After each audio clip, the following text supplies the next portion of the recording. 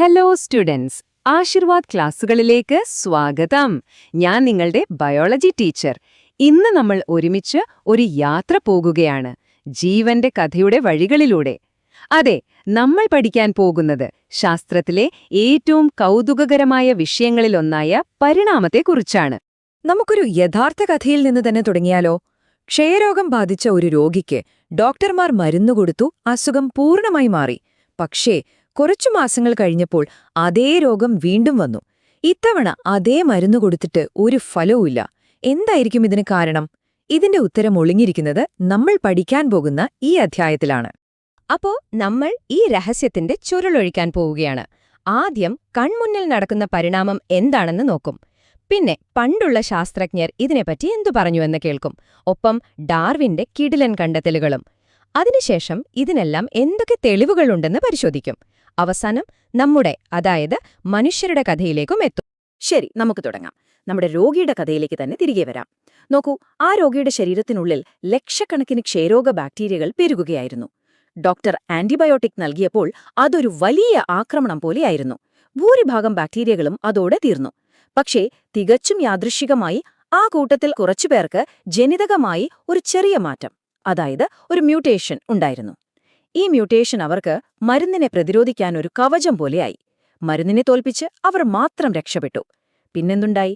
അവർ പെരുകി പ്രതിരോധശേഷിയുള്ള ഒരു പുതിയ തലമുറയെ തന്നെ ഉണ്ടാക്കി. ഇവരെയാണ് നമ്മൾ സൂപ്പർ ബഗുകൾ എന്ന് വിളിക്കുന്നത്. ചുരുങ്ങിയ കാലം കൊണ്ട് ഒരു ജീവവർഗത്തിൽ വന്ന ഈ മാറ്റമാണ് പരിണാമം. അപ്പോൾ ചുരുക്കി പറഞ്ഞാൽ എന്താണ് സംഭവിച്ചത്? യാദൃച്ഛികമായി ഉണ്ടാകുന്ന മ്യൂട്ടേഷനുകൾ ചില ബാക്ടീരിയകൾക്ക് അതിജീവിക്കാനുള്ള കഴിവ് നൽകുന്നു. അവ മാത്രം രക്ഷപ്പെട്ട് പെരുകുന്നു. ഇതാണ് സൂപ്പർ ബഗുകളുടെ രഹസ്യം. ഇനി എക്സാം കോർണർ. പരീക്ഷയ്ക്ക് ഈ ഭാഗത്തു നിന്ന് എന്തു ചോദ്യം വരാം? 1. എന്തുകൊണ്ടാണ് രോഗിയുടെ രണ്ടാമത്തെ ചികിത്സ പരാജയപ്പെട്ടത്? ഉത്തരം സിമ്പിളാണ്. കാരണം ബാക്ടീരിയകൾ മരുന്നിനെതിരെ പ്രതിരോധശേഷി നേടിയിരുന്നു. 2. ഏത് പ്രക്രിയയാണ് ഇതിന് കാരണമായത്? ഉത്തരം മ്യൂട്ടേഷനും പ്രകൃതി നിർഭാരണവും.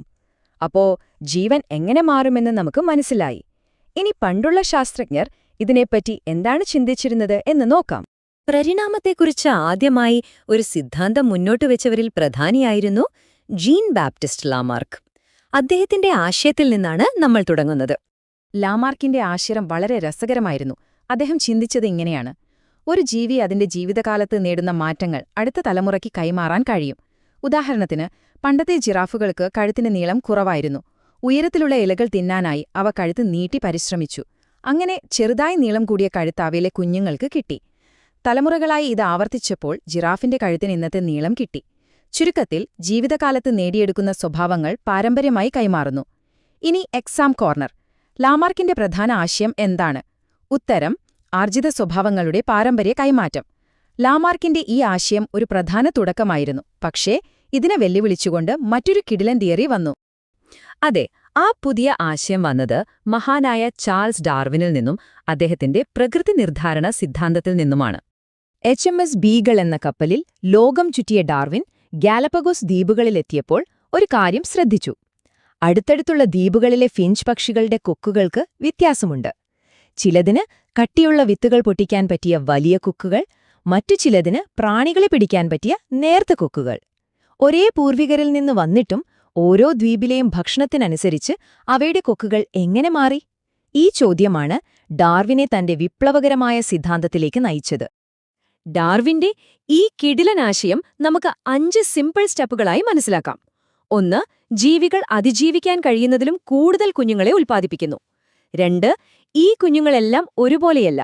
അവർക്കിടയിൽ ചെറിയ വ്യത്യാസങ്ങൾ, അതായത് വ്യതിയാനങ്ങൾ ഉണ്ടാകും. 3. നിലനിൽപ്പിനായുള്ള ഒരു മത്സരം നടക്കും. 4.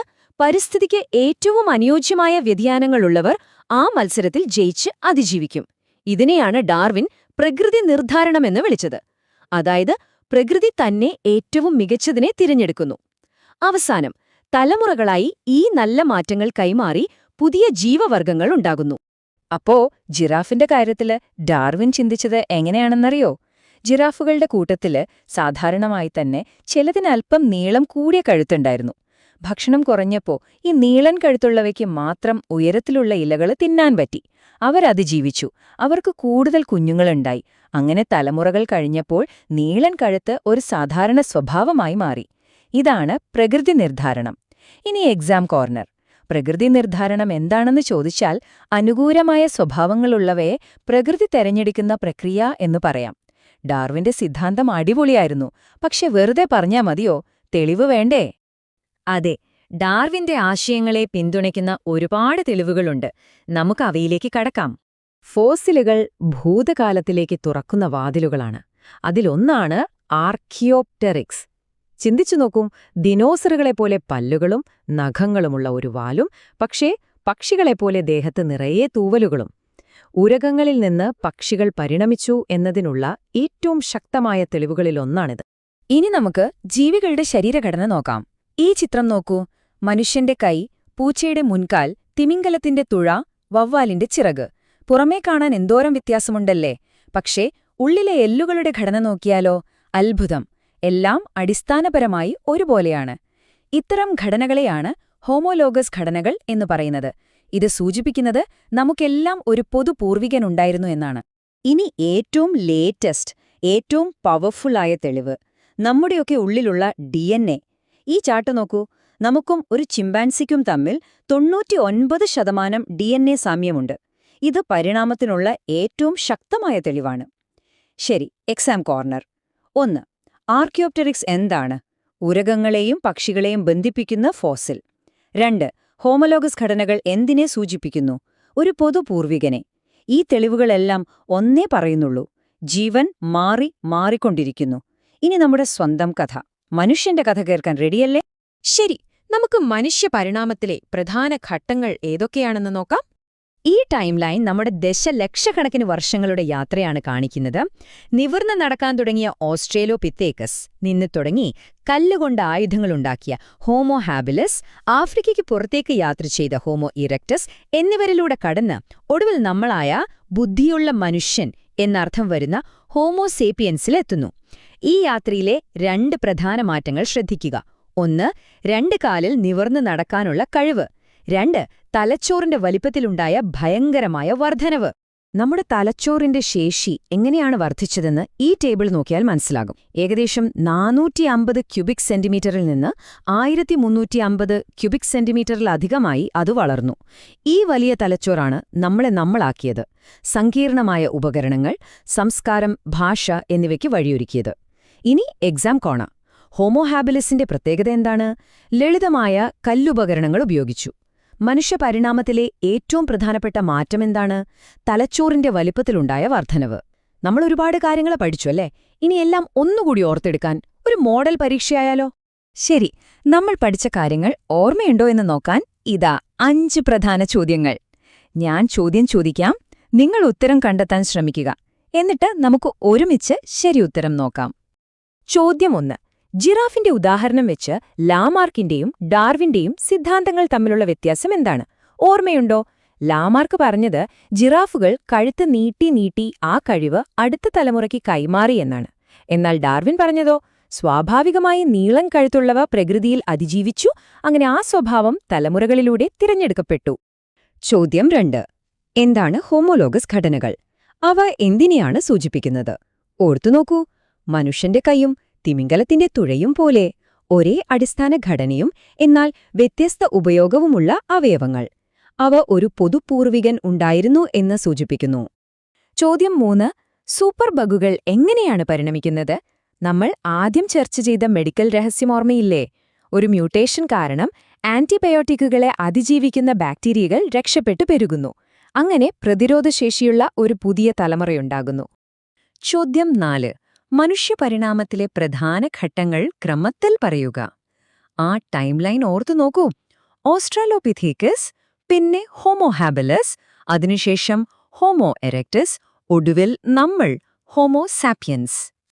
നമ്മുടെ അവസാനത്തെ ചോദ്യം. ഗാലപ്പഗോസ് ഫിഞ്ചുകളെക്കുറിച്ചുള്ള ഡാർവിന്റെ പഠനം എന്തുകൊണ്ടാണ് അത്ര പ്രധാനപ്പെട്ടതായത്? കാരണം ഓരോ ദ്വീപിലെയും ഭക്ഷണത്തിനനുസരിച്ച് ഫിഞ്ചുകളുടെ കൊക്കുകൾ എങ്ങനെ കൃത്യമായി രൂപപ്പെട്ടു എന്നദ്ദേഹം നേരിട്ട് കണ്ടു. ഇത് പ്രകൃതി നിർദ്ധാരണമെന്ന അദ്ദേഹത്തിന്റെ ആശയത്തിന് ഏറ്റവും മികച്ച ഒരു തെളിവായിരുന്നു.